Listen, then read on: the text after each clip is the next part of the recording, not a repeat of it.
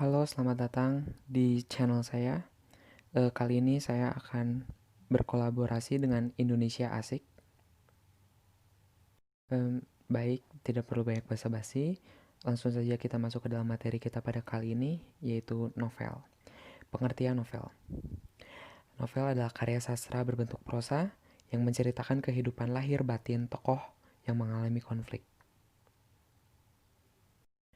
Novel itu sama seperti roman. Bedanya, kalau novel itu lebih pendek daripada roman. Kemudian selanjutnya, terdapat dua unsur yang terkandung di dalam novel. Yang pertama adalah unsur intrinsik, dan yang kedua adalah unsur ekstrinsik. Baik, langsung saja kita masuk ke dalam unsur yang pertama, yaitu unsur intrinsik. Apa itu? Di dalam unsur intrinsik terdapat tema, yaitu dasar terbentuknya cerita novel. Kemudian yang kedua adalah alur.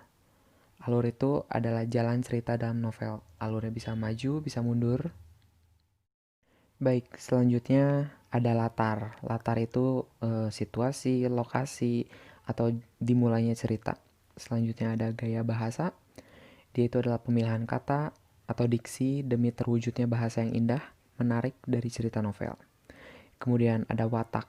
Watak itu sifat atau tabiat tokoh yang melekat.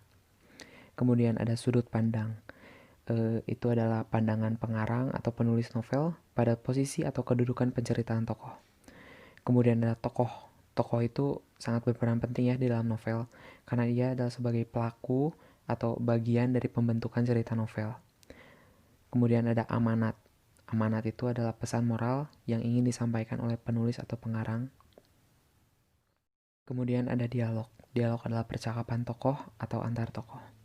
Fungsi dialog yang pertama adalah mengemukakan persoalan, kemudian menjelaskan perihal tokoh dan karakternya, kemudian menggerakkan alur, dan membukakan fakta. Dengan adanya dialog, pembaca dapat mengetahui bagaimana watak dan peragai tokoh tersebut. Kemudian, dari zaman ke zaman, novel mengalami adaptasi dan perubahan. Hal tersebut dimulai dari adanya periodisasi sastra. Periodisasi sastra tersebut menjadikan sastra terbagi menjadi beberapa angkatan. Yang pertama, ada sastra Melayu lama. Dengan ciri-cirinya adalah statis, istana sentris, fantasis, bahasa isyarat, dan anonim.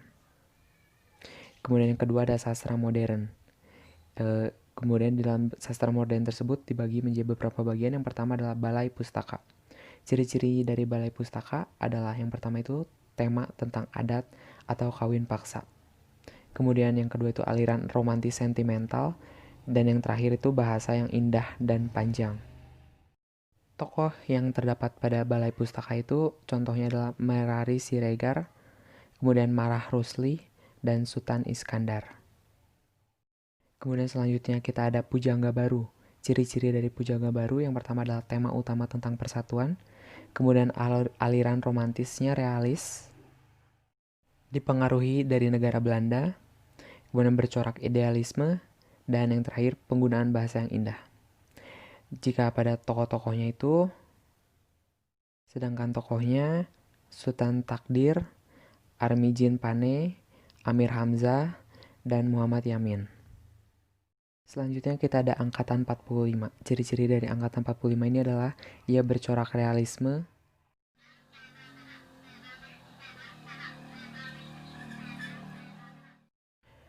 kemudian angkatan 45, ciri-ciri dari angkatan 45 yang pertama itu dia bercorak realisme, kemudian dipengaruhi sastra dunia dari Prancis, Rusia, dan Italia. Kemudian pandangannya itu humanisme universal, kemudian dia lebih mementingkan isi dan bentuk. Sifat karangannya bebas. Jika tokohnya pada angkatan 45 itu adalah Chairil Anwar, Idrus, dan Mukhtar Lubis.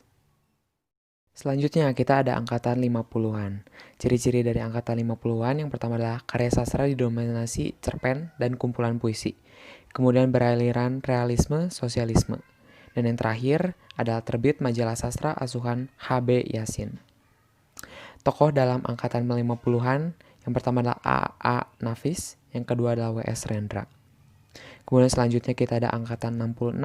Ciri-ciri dari angkatan 66 yang pertama ia bertema protes sosial dan politik.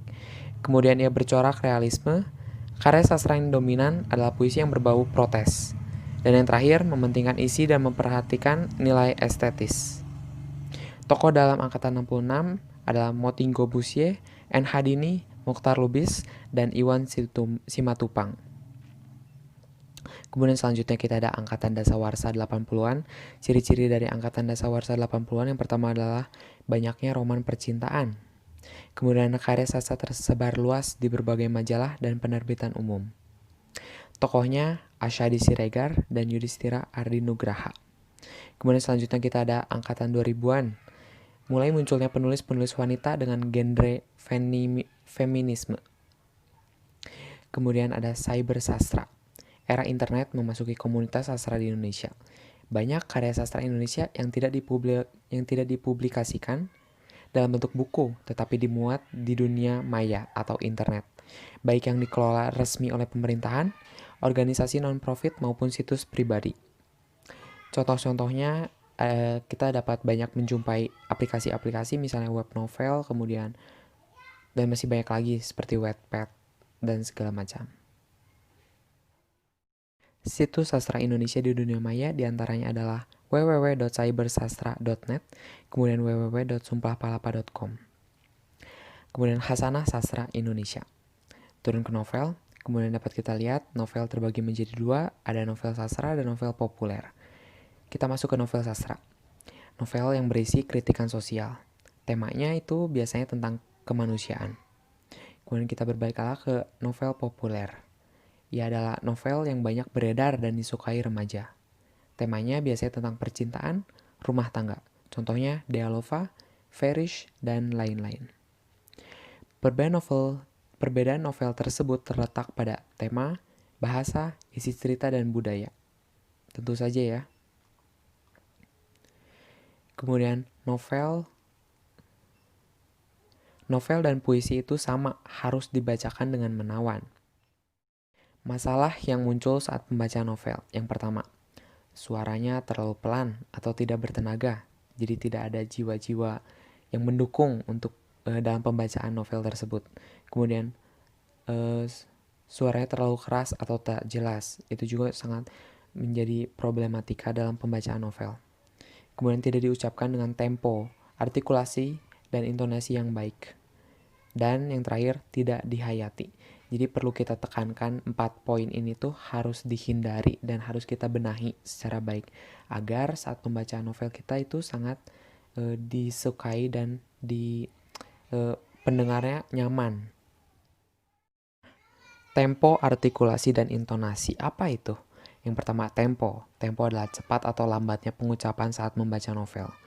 Kemudian ada artikulasi, adalah pengucapan kata-kata. Jadi, seperti saya ini menggunakan artikulasi yang cukup baik. Kalau artikulasi tidak baik, misalnya adalah ya jadi kalau misalkan kita ini kan bacanya kan jadi kelihatan kayak bibirnya juga kayak diam gitu.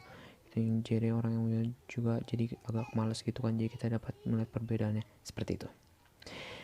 Pengucapan kata-kata itu aksen atau logat daerah tertentu, kemudian kesalahan pengucapan fonologi. Kemudian intonasi. Intonasi adalah lagu kalimat atau ketepatan dalam menentukan keras atau lemahnya pengucapan kata. Jadi pada suatu saat kita harus menekankan kata tersebut, tetapi tidak. Itu harus dihindari. Jadi kita harus tahu kapan kita harus menekankan kerasnya atau lemahnya pengucapan kata tersebut. Jadi jangan yang harusnya lemah dibaca keras, yang keras dibaca lemah. Nanti jadi ambigu, rancu ya. Selanjutnya kita masuk ke intonasi. Intonasi adalah keindahan bunyi, menghasilkan irama atau lagu kalimat. Kemudian dicapai melalui pergantian variatif, suara keras atau lembut, suara rendah atau tinggi, suara panjang atau pendek. Kemudian pembaca yang baik harus tahu bagian-bagian pengucapan kata. Selanjutnya penghayatan. Penghayatan itu interpretasi ditambah dengan internalisasi. Interpretasi adalah penafsiran, sedangkan internalisasi adalah peresapan. Umpan balik dari pendengar kepada pembaca itu terdapat beberapa tanggapan. Yang pertama, harapan, kepuasan, kekecewaan, kritikan, pujian, saran, dan sebagainya. Itu adalah saat kita membacakan novel itu harus dilakukan dengan teknik membaca yang baik ya. Kemudian kita ada interpretasi dan internalisasi, itu harus diresapkan di dalam hati seakan-akan novel adalah karya sendiri. Kepiluan, kebahagiaan, ketegangan, kemarahan, kekecewaan yang dirasakan penulis yang tertuang dalam novel tersebut diempati dan dirasakan juga oleh pembaca. Jadi misalkan kalau perasaannya sedang sedih, itu kita sebagai pembaca harus juga menghayati, menginterpretasikan suasana yang ada sedih. Jadi jangan konteksnya sedih tapi kita wajahnya sumringah atau senang gitu. Nanti pendengar akan apa ini gitu, seperti itu. Jadi tugas pembaca itu dia harus bisa menjadi perantara yang hidup antara penulis dan pendengar novel. Baik, mungkin itu saja penjelasan saya pada materi kali ini tentang novel. Jika kalian ada masukan atau tanggapan apa, bisa langsung tulis di kolom komentar di bawah. Jangan lupa untuk like, comment, share, dan subscribe. Terima kasih.